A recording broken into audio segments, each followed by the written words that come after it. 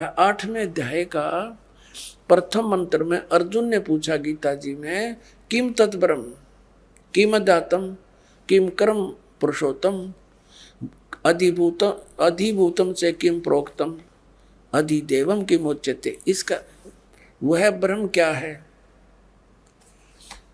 और इसका 8वें अध्याय के 3रे श्लोक में उत्तर दिया है गीता ज्ञानदाता ने। 8वें अध्याय के 3रे श्लोक में वो परमअक्षर ब्रह्म है। अब इससे सिद्ध हो गया गीता ज्ञानदाता से कोई अन्य परम शक्ति है जो जीव को पूर्ण सुखी कर सकती है और पूर्ण मोक्ष प्रदान कर सकती है। अब यहाँ गीता अध्याय नंबर 8 के श्लोक नंबर 5 और 7 में गीता ज्ञानदाता ने कहा है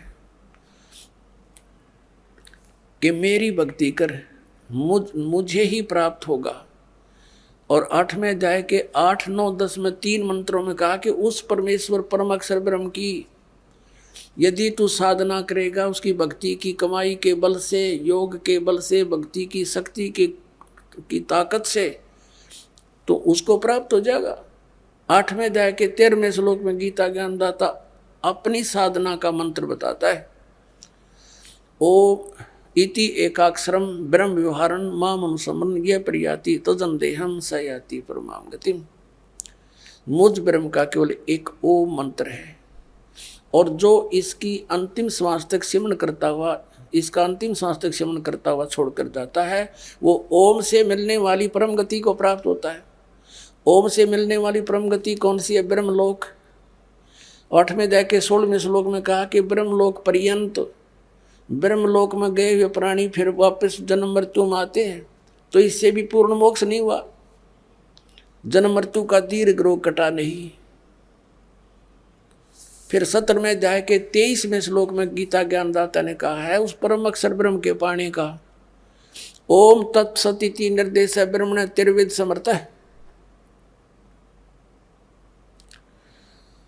ब्रह्मण माने सच्चिदानंद घन ब्रह्म। देखिएगा 17वें अध्याय का 23वां श्लोक दिखाते हैं। अध्याय नंबर 17 और श्रीमद् भगवद गीता ये 23वां श्लोक है।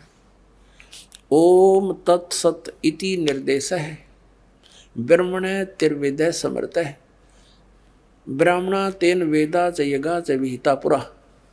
इसका समझ क्या है? ओम से ओम तत्, तत्सत